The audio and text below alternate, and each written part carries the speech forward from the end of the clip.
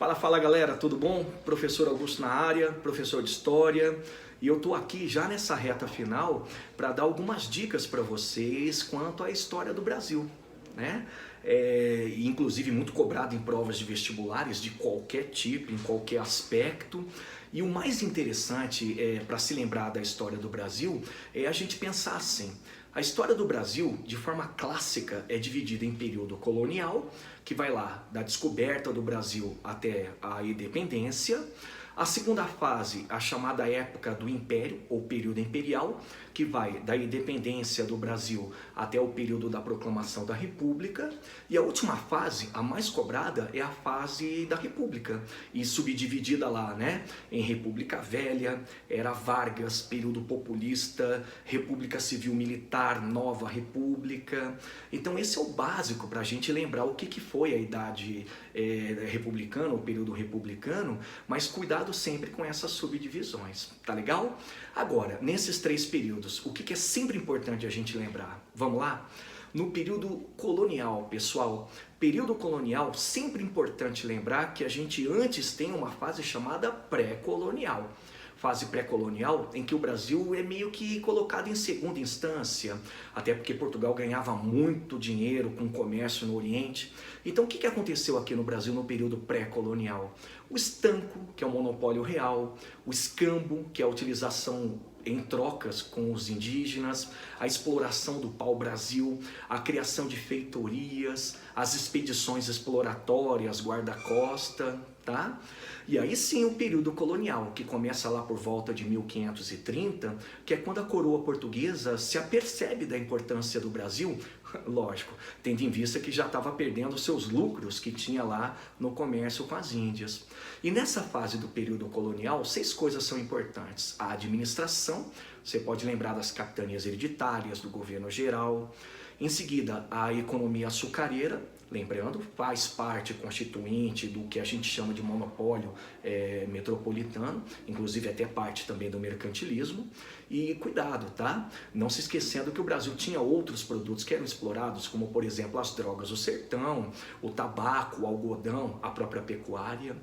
Outra coisa importante do período colonial, sempre bom, é lembrar da expansão pelas entradas, expedições oficiais, e as bandeiras, expedições não oficiais, que inclusive nem respeitavam o Tratado de Tordesilhas e acabavam adentrando pelo território brasileiro. Temos que lembrar também das invasões estrangeiras, como a francesa, a holandesa, sobretudo a holandesa, por conta da União Ibérica. A Holanda perde lá a sua aliança, o seu acordo com Portugal e por isso opta por vir buscar o açúcar diretamente. Período colonial também, lembrar do ciclo minerador, famoso, né? E aí lembrar também do barroco como expressão artístico-cultural. Importante também as revoltas, rebeliões, como muitos chamam, as nativistas, que tinham caráter regionais, e as emancipacionistas, que tinham caráter separatórios, como a Inconfidência Mineira. Tá legal? Período imperial, dividido em, lembrando sempre, tá? Primeiro império, no primeiro reinado, período regencial e segundo reinado. E o importante, pessoal, é que quando você fala também do período imperial, muitos colocam o período joanino dentro. Eu vou comentar o seguinte, o período joanino, ele fica numa transição entre a época colonial e o período imperial, tá? A lembrar, pessoal, é antes da independência, entre 1808 e 1822. Mas eu vou colocar como sendo só essa transição, e nisso a gente vai só captar a ideia de que a família real vem para cá e ela dá a preparada para a independência do Brasil. Tá legal? Então, período imperial, primeiro reinado, o que a gente tem que lembrar? Ou primeiro império. A Constituição de 24, Constituição que acaba sendo outorgada pelo Pedro, isso lógico, até depois de um certo conflito entre o Partido Português e o Partido Brasileiro. E lembrar da Constituição de 24 como tendo o poder moderador. Tá bom? Primeiro reinado também, lembrar que é uma época de crise econômica, o açúcar brasileiro já não tinha muita expressão. E, finalmente, período imperial, primeiro reinado, o primeiro império, terminando lá com a abdicação do Pedro.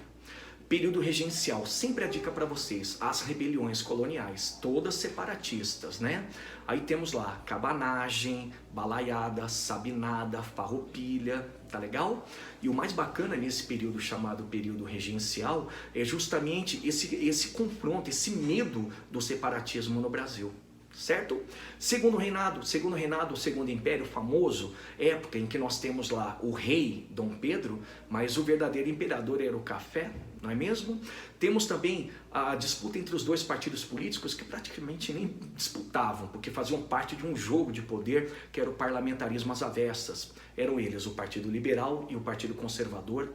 Atentem, pessoal, para a política externa do segundo reinado, o segundo império, lembrando, por exemplo, da Guerra do Paraguai, a famosa Guerra da Tríplice Aliança. E por último, importante do segundo reinado, ou segundo império, é tratada a questão abolicionista, com engajamento popular, uma questão até mesmo de pressão inglesa, tá? Um dos elementos que leva, lógico, à queda do segundo reinado. Bacana? E no período republicano? Período republicano, com as suas subdivisões, a atenção sempre é dada especial para o período chamado período da República Velha, e nisso a gente tem que lembrar lá, né, que a política do café com leite era praticada, São Paulo e Minas revezando o poder, a economia primária exportadora herdada da época colonial ainda, época também que a partir da década de 20 vai ter grandes problemas como o tenentismo, as mudanças no sentido cultural como a Semana de Arte Moderna, né?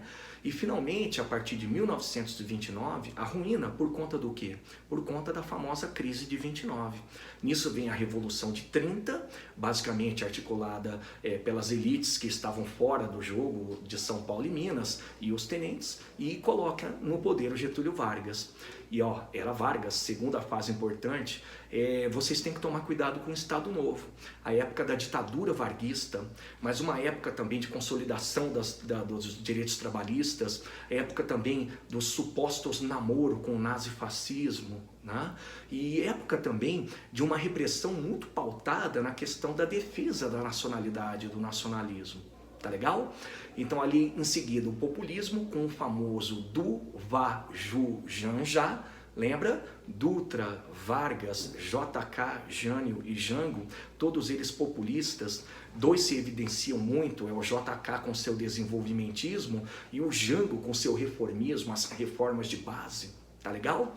Em seguida nós temos a República Civil Militar, lembrado Kakomejefi, Castelo Branco, Costa e Silva, Médici, Geisel e Figueiredo.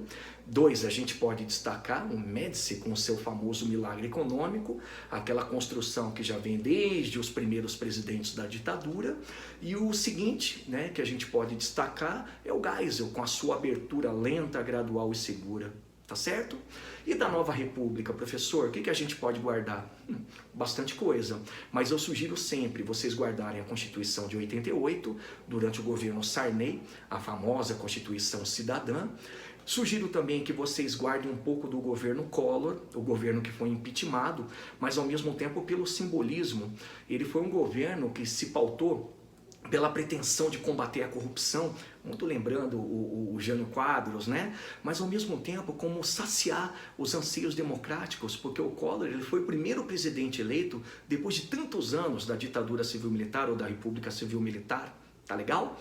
E por último, eu peço a vocês também um carinho para dar uma olhadinha no governo Itamar Franco, sucessor do Collor, com um plano real esse que de certa forma estabiliza a economia brasileira, tendo em vista que os planos anteriores, principalmente da gestão Sarney, não funcionaram.